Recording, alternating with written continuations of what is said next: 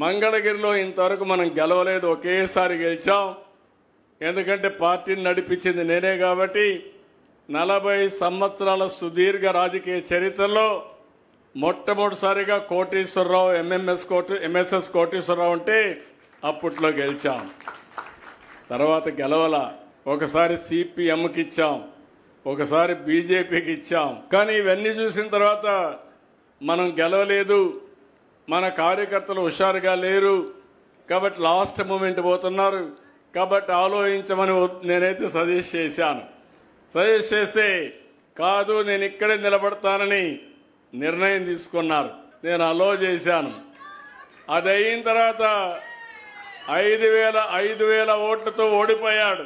ఓడిపోయినప్పుడు అన్నాడు, నేను ఎక్కడైతే ఓడిపోయానో అక్కడే అద్వితీయంగా గెలవాలి, మంచి మెజార్టీతో గెలవాలని పట్టుదలతో ముందుకు వచ్చాడు.